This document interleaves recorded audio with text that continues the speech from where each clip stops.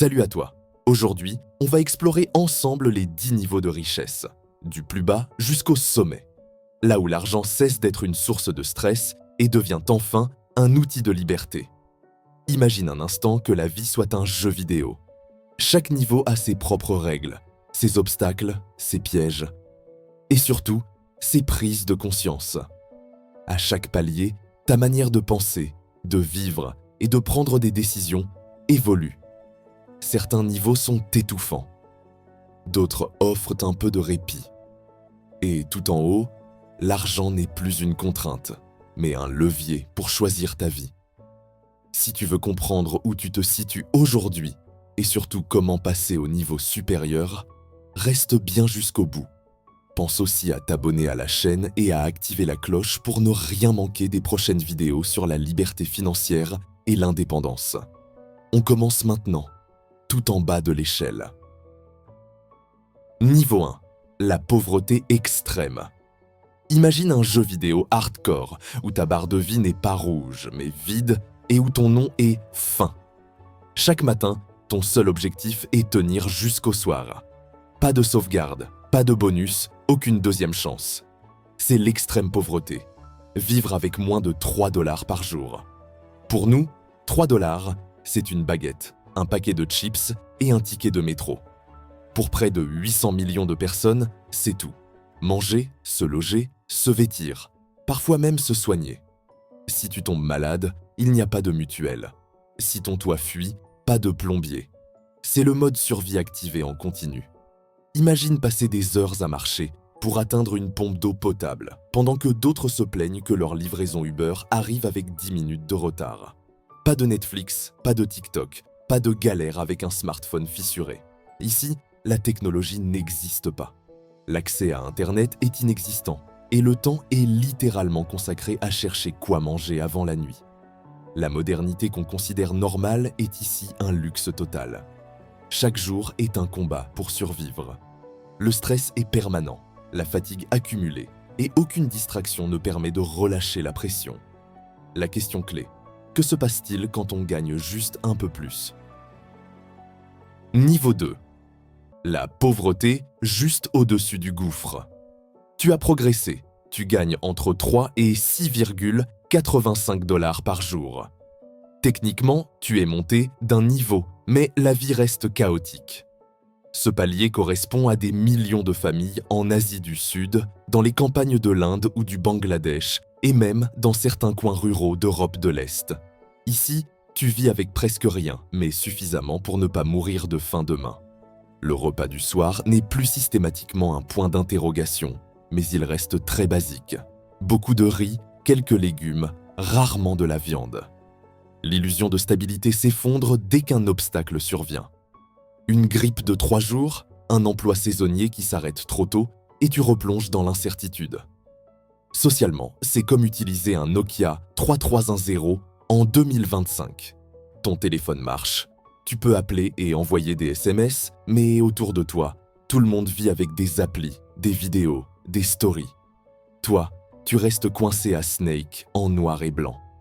1 milliard de personnes vivent exactement dans ce couloir serré, vulnérables à la moindre crise sanitaire ou flambée de prix. Tu fais partie de la société, mais comme une version bridée, presque hors jeu. Niveau 3. La classe populaire inférieure, travailleurs pauvres. Pense à un abonnement Netflix partagé entre 4 personnes, avec un cousin qui squatte aussi le compte. Techniquement, tu as accès, mais ce n'est pas vraiment la liberté. Bienvenue dans le quotidien des travailleurs pauvres.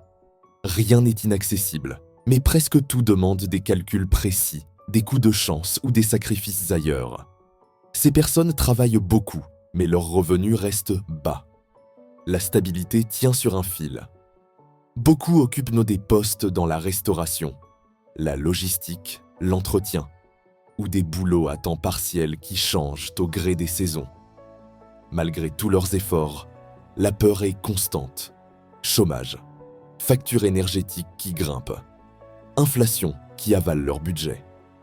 La sécurité de l'emploi n'est pas une réalité, c'est un vœu pieux. Exemple concret, choisir entre payer la facture d'électricité ou remplir correctement le panier au supermarché. Les deux sont nécessaires, mais la trésorerie ne permet pas toujours de tout couvrir. Ajoutez à cela une hausse soudaine du prix du gaz ou un loyer qui augmente légèrement. Et le quotidien devient une suite de calculs pour survivre dignement. En 2023, plus de 21% des Européens étaient exposés au risque de pauvreté ou d'exclusion sociale. Psychologiquement, c'est lourd. Tu n'es pas affamé, mais tu regardes toujours au-dessus. Tu compares ta vie à celles qui paraissent plus confortables, ressentant une onde sociale permanente. Ici, il existe quelques petites respirations. Une bière avec des amis, un repas de fast-food, une paire de baskets neuves, mais rarement plus. Les projets comme un week-end à Barcelone restent hors budget. Chaque dépense doit être analysée, mesurée, priorisée. Niveau 4. La classe moyenne. Le pilier des sociétés modernes. Bienvenue dans la zone Wi-Fi stable. Ici, tu n'as plus besoin de voler les données du voisin. Tu as enfin ton propre accès. Bienvenue dans la classe moyenne. Tu peux respirer, planifier ta semaine sans avoir peur qu'un imprévu te détruit instantanément. En Europe, environ les 2/3 de la population vivent dans cette catégorie. C'est la colonne vertébrale de la société. Elle paie les impôts, finance les écoles, fait tourner la machine sociale. Ici, la vie est stable, mais pas inattaquable. Une seule crise économique ou un licenciement brutal, et tu peux glisser rapidement d'un cran. Le logement est correct, chauffé, avec cuisine fonctionnelle. La voiture est souvent d'occasion, mais fiable. Tu peux partir une semaine en vacances low cost et changer ton téléphone tous les quelques années sans catastrophe. Mais ce confort reste encadré. Chaque dépense un peu folle se discute comme une décision politique familiale. La liberté offerte par ce niveau est réelle. Envoyer ses enfants dans une école correcte, rembourser un crédit immobilier, profiter de loisirs réguliers comme le cinéma ou des sorties entre amis. Mais la vigilance est constante. Tout repose sur le maintien de ce revenu stable et du filet social. En résumé, tu es confortable, mais pas encore maître de ta liberté financière totale. Tu peux vivre sans stress permanent, mais la moindre turbulence économique peut rappeler à quel point la stabilité reste fragile. Niveau 5. La classe moyenne supérieure. Imagine un iPhone dernier cri sur la table, la fibre à plein régime et un frigo rempli. Tu crois que tu touches au luxe? Pas encore. Bienvenue dans la classe moyenne supérieure. Ici, ton confort est réel, mais toujours attaché à ton travail comme un casque VR branché à un câble trop court. Les revenus sont élevés. Postes qualifiés, ingénieur, médecin, directeur ou profession libérale. Tu ne vis plus dans la sueur pour payer chaque facture. Tu peux louer ou acheter un bel appartement, conduire une voiture récente et épargner un peu. L'autonomie au travail existe. Ton patron ne surveille pas chaque geste. Tu décides de ton emploi du temps. Mais le confort repose toujours sur la régularité du salaire, pas sur la possession d'actifs ou de capital. Ton quotidien. Netflix Premium, voyage 1 ou 2 fois par an, restaurant avec amis, changement régulier de smartphone. Mais pas de villa perchée sur la Méditerranée, pas de jet privé. Le confort est premium grand public, mais pas l'élite mondiale. Psychologiquement, ce niveau est fascinant. Tu gagnes bien, tu profites, mais tu commences à regarder vers le haut. Ton voisin gagne 2 fois plus et la comparaison devient constante. Tu es à l'aise, mais la liberté totale n'est pas encore là. Niveau 6. Les aisés, l'entrée dans la richesse classique. Imagine une maison spacieuse avec une grande baie vitrée, un jardin bien entretenu et un intérieur où tout fonctionne sans effort. Le frigo est rempli, le chauffage est parfait, l'eau chaude disponible à volonté. La vie est confortable. C'est le monde des aisés, où les dépenses essentielles, électricité, gaz, internet, assurance, ne sont plus un stress permanent. Les vacances deviennent annuelles et planifiées sans souci. Europe, ou un petit voyage hors continent. Les professions ici, cadre supérieur, profession libérale, indépendant avec une clientèle stable. La grande différence avec la classe moyenne supérieure, tu peux investir et faire travailler ton argent. Immobilier, actions, fonds diversifiés, études des enfants, tout devient stratégie, pas juste dépenses. Psychologiquement, c'est un niveau fascinant. Tu profites de la vie, mais tu commences à regarder vers le haut et à te demander comment passer au niveau supérieur. Tu peux inviter des amis, aller au restaurant ou t'offrir un gadget récent, mais toujours avec un œil sur ton budget annuel. La vraie autonomie financière reste un objectif. Le confort est réel, mais attaché aux revenus, pas aux actifs. La sécurité est présente, le stress financier diminue, mais chaque choix demande réflexion. En résumé, le niveau 6 marque le passage de la simple survie à une vie confortable et maîtrisée, avec un futur qui commence à se planifier et une capacité d'investissement qui s'esquisse. Niveau 7. Les très aisés, richesse consolidée. Bienvenue dans le monde des très aisés. Ici, posséder un loft à Berlin, Paris ou Madrid n'est plus un luxe Pinterest. C'est la norme.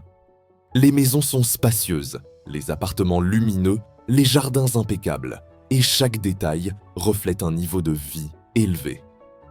À ce stade, la richesse ne repose plus uniquement sur le salaire. Tu as un patrimoine conséquent, souvent un mélange de résidences secondaires, d'actions, d'entreprises familiales ou de start-up. Ton argent travaille pour toi. Il produit plus d'argent. La question n'est plus « comment payer mes factures ?» mais « où investir ce nouvel actif pour qu'il fructifie ?» Le quotidien est radicalement différent. Vacances multiples chaque année, voitures haut de gamme, accès à des services privés. Tu peux planifier des séjours aux Caraïbes, en Asie ou en Afrique sans compter chaque euro. Chaque choix devient stratégique, chaque décision financière impacte ton futur et parfois celui de ton entourage. Les professions à ce niveau sont souvent des entrepreneurs, cadres dirigeants ou indépendants avec un portefeuille solide. Mais la vraie richesse vient des actifs, pas seulement du revenu. Ici, l'argent n'est plus une limite, c'est un outil pour créer des opportunités. Socialement, les très aisés évoluent dans des cercles d'influence. Clubs privés, réseaux professionnels, invitations à des événements stratégiques. Les relations deviennent un levier autant que le capital. Même la consommation se transforme. Tu peux acheter ce que tu veux, mais tu réfléchis aussi à l'effet de chaque dépense sur ton patrimoine et tes investissements. Psychologiquement, ce niveau est fascinant. Tu es libre, mais la liberté est maintenant liée à la gestion et à la protection du capital. Les crises sont absorbées par la diversification et les actifs productifs, et tu peux planifier l'avenir avec sérénité. En résumé, les très aisés ne vivent pas seulement confortablement. Ils possèdent, investissent et influencent leur environnement. L'argent n'est plus seulement gagné, il est structuré pour produire de nouvelles opportunités, et c'est ce qui distingue ce niveau de tous les précédents. Niveau 8. Les millionnaires. La liberté financière réelle. Bienvenue dans le monde des millionnaires. Ici, la dynamique change complètement. Tu ne regardes plus ton compte pour savoir si tu peux payer tes factures. Ton argent travaille pour toi, générant des revenus constants grâce à tes actifs. Imagine entrer dans ta banque. Le conseiller ne te regarde plus distraitement. Il se lève, te salue, propose un café et te parle même en anglais. Parce que ton patrimoine atteint désormais un seuil qui lui demande de prendre tout au sérieux. 1 million d'actifs financiers. Ce n'est pas juste un chiffre sur un compte. C'est un portefeuille diversifié. Immobilier bien placé, actions, parts dans des entreprises ou start-up, fonds d'investissement. Tout est organisé pour que l'argent produise de l'argent sans dépendre de ton travail quotidien. Le quotidien devient beaucoup plus libre. La résidence principale est confortable, souvent accompagnée d'une maison secondaire pour les vacances. Les choix de scolarité de tes enfants ne sont plus limités par le budget. Les soins de santé se font sans file d'attente. Et chaque dépense de confort ou de loisir devient un choix, pas un compromis. Les vacances peuvent durer plusieurs semaines, à n'importe quel endroit du globe, sans réfléchir au prix. Investir devient naturel. Tu achètes des biens immobiliers, places des actions ou injectes du capital dans des projets à fort potentiel. Tu utilises la dette de façon stratégique, comme levier et non plus comme charge. Chaque décision financière est pensée pour renforcer ton patrimoine et sécuriser l'avenir. Psychologiquement, c'est fascinant. Tu as la liberté de choisir ton temps, tes activités et tes priorités. Le travail devient optionnel. Tu peux arrêter demain. Ton capital continue de générer des revenus. Tu gagnes la liberté réelle, pas seulement du confort matériel. Socialement, tu évolues dans un cercle de pairs, partageant les mêmes objectifs et stratégies financières. Les relations deviennent des leviers, les contacts des outils. La consommation est immédiate et abondante, mais pensée pour produire encore plus de valeur. En résumé, être millionnaire ne signifie pas seulement avoir de l'argent, c'est la capacité à générer des revenus passifs, à vivre librement et à planifier l'avenir avec sérénité. C'est l'étape où la sécurité financière n'est plus un rêve, mais une réalité tangible. Niveau 9. Les multimillionnaires, le pouvoir financier avancé. Bienvenue dans le monde des multimillionnaires, là où la notion d'argent devient presque secondaire. La vraie question n'est plus comment payer le loyer, mais comment gérer mes actifs et mes investissements pour les faire fructifier encore plus. Ici, les patrimoines s'élèvent souvent à plusieurs millions d'euros, parfois 10, 20 ou 30 millions. Tu ne parles plus seulement de revenus mensuels, tu organises un écosystème complet. Plusieurs résidences, actions, entreprises familiales, terrains, investissements diversifiés. Chaque décision financière a un impact sur ton capital et parfois même sur ton entourage ou ton marché local. Le quotidien change radicalement. Les vacances se font plusieurs fois par an hors Europe, en Afrique, Asie ou Caraïbes. Les voitures haut de gamme, jets fractionnés, yachts partagés deviennent la norme. Tu peux investir, acheter, vendre, créer sans que le montant ne soit jamais un frein. La gestion du patrimoine devient un art. Tu engages du personnel pour gérer maisons, entreprises, voyages et même certains investissements. Chaque décision est stratégique et pensée pour maximiser la croissance et la protection du capital. La richesse n'est plus une question de confort, mais de structure et de création de valeur. Psychologiquement, la liberté est presque totale. Tu n'es plus attaché à ton emploi, tu peux décider de ton temps comme bon te semble. Mais le défi devient maintenant l'organisation et la planification, car ton patrimoine est vaste et complexe. Le temps devient la ressource rare, pas l'argent. Socialement, tu évolues dans des cercles d'influence. Réseaux professionnels, clubs privés, relations stratégiques. Ton argent ouvre des portes, crée des opportunités et influence parfois la valeur des quartiers, des entreprises et des marchés locaux. Les décisions que tu prends ne concernent plus seulement ta vie, mais un écosystème entier autour de toi. En résumé, les multimillionnaires vivent dans une dimension où l'argent cesse d'être une limite et devient un outil, où la liberté financière est réelle, mais demande stratégie et organisation. Ils influencent, investissent, créent et préparent déjà le terrain pour le plus haut niveau, la poignée de milliardaires.